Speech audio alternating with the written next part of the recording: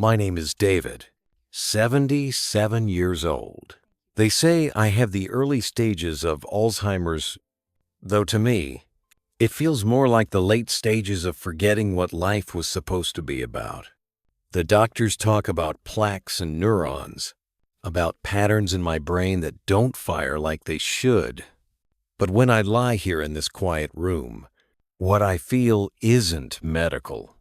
It's the weight of all the days I let pass without truly living them. I used to think loneliness was a choice. Now I know it's a habit, one that grows quietly, invisibly, until it fills every corner of your mind. I wasn't always like this. I used to be sharp, reliable. I fixed things for a living, broken locks, leaky faucets, light switches that flickered. I liked being the man people called when something didn't work. It made me useful, needed. After I retired, the calls stopped. No one needed me to fix anything anymore. That's when the quiet started. At first, it was peaceful. Then it became heavy, like a silence that had weight. My wife, June, tried to get me to join her friends for bingo, church gatherings, even those senior community walks.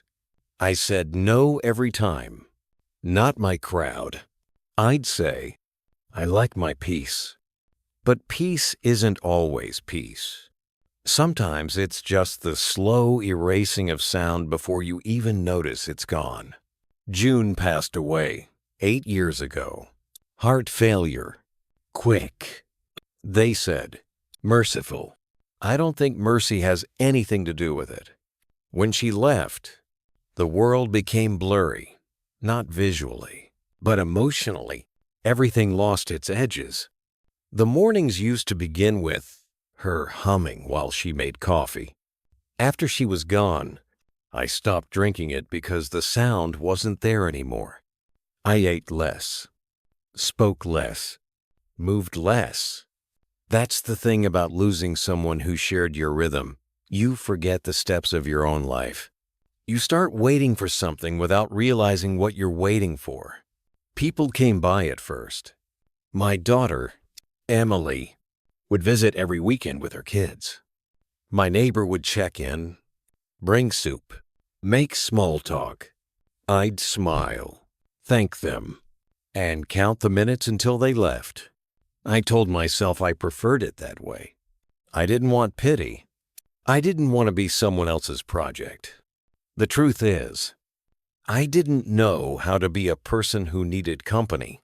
Men like me were taught to stand alone, even when we were drowning.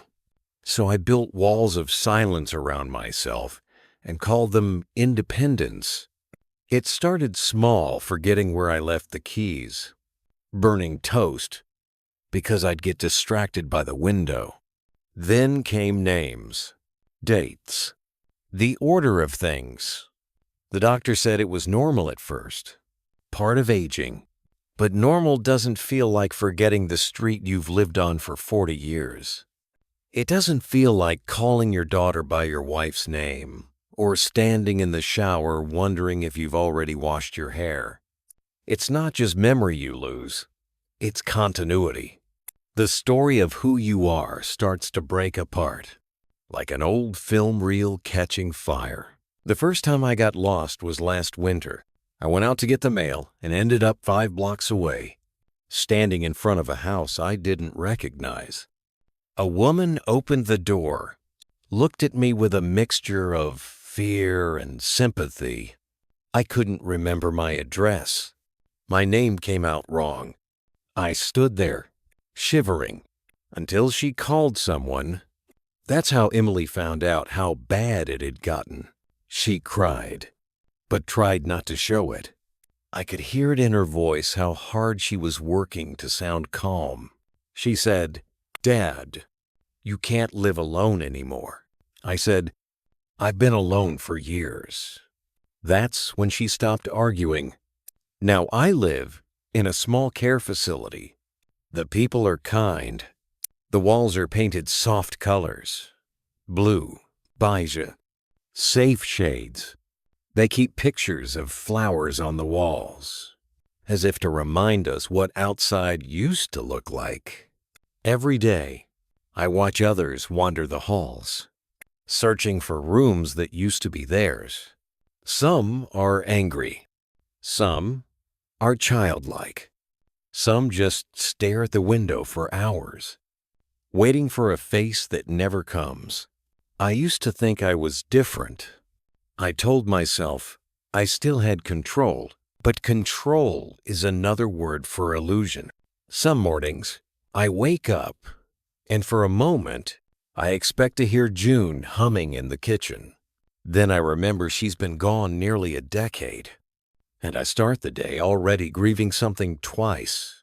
I can feel it this slow slipping away. The nurses call it the fog.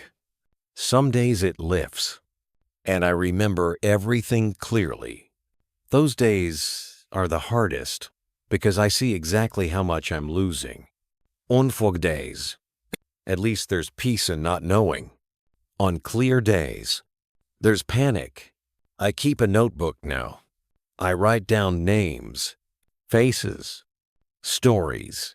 Sometimes I read them and don't recognize the handwriting. Sometimes I find letters from myself addressed to myself, reminders of things I swore I'd never forget. Your daughter's name is Emily. Your wife's favorite song is Moon River. You are not alone. I read those notes like prayers. Emily visits twice a week. She brings photo albums. We flip through them slowly. She points and tells me stories. That's the camping trip we took when I was 12. That's Mom's birthday. She burned the cake. I nod, even when I can't remember. Sometimes, for a second, the image clicks into place. The smell of the lake, the sound of laughter, then it fades again. Like a dream you can't hold. She always hugs me before she leaves. I try to remember the warmth after she's gone. I try to keep it somewhere safe inside the parts of me that are still intact. People think Alzheimer's is about forgetting others, but it's really about forgetting yourself. You start to lose the map of who you are. I used to think identity was fixed. Your name, your job, your family. Now I know it's fragile. Written in pencil. One rainstorm, and it all blurs. The worst part isn't the forgetting. It's realizing you'll one day forget that you forgot. The mercy and the tragedy are the same. I've been thinking about the choices that led me here, not the disease, but the loneliness that came before it. Maybe if I had been more open, more social, more willing to let people in, my mind would have had more reasons to stay awake. They say isolation accelerates it. Maybe the brain, like the heart, needs company to stay alive. I used to scoff at that. I thought solitude was noble, but now, lying in this bed, I know solitude is just starvation with better lighting. The caregivers are kind. One of them, Maria, sits with me after dinner. She tells me stories about her children, her home country, the ocean. I listen, sometimes, not to the words, but to the rhythm of her voice. It anchors me. Once, she asked if I missed home. I said, I'm not sure I remember where that is. She smiled gently and said, then this can be your home for now. That sentence broke me open in a way I didn't expect. Maybe home isn't a place. Maybe it's just someone who's willing to sit with you while you forget. If you're listening to this, and you still have your memory, guard it. Feed it with company, with stories, with laughter. Don't trade it for silence. Don't think independence means isolation. Go visit your friends. Talk to your family. Learn new names. Use your brain like a muscle before it forgets how to lift, because one day you'll find yourself staring at a photograph And you won't recognize the face looking back. And you'll realize that every unspoken word, every unanswered phone call, every day you spent alone, built this moment. I wish I had understood sooner that people are the memory of us. We exist in others' recollections long after our own fade. That's what keeps us alive. Not the body, not the mind, but the stories we leave behind in the hearts of others. June used to say, "You don't need to talk much. Just be here." I understand now what she meant. Presence isn't about words. It's about showing up again and again until your absence would feel unnatural. I don't know how long I have before the fog takes over for good. I can feel it coming, creeping like twilight. But tonight, I remember. I remember June's humming. I remember the smell of her perfume. I remember my daughter's laughter. The sound of rain on the porch. The weight of a screwdriver in my palm. Fixing something that would soon break again. Maybe that's what life is. A series of things we keep fixing until one day we can't. So here's my message. From one fading mind to whoever still listens clearly. Don't wait to live until you're alone.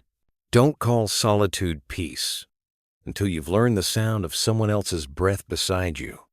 Don't build your life so quiet that even your memories can't find their way home. Because forgetting doesn't happen all at once.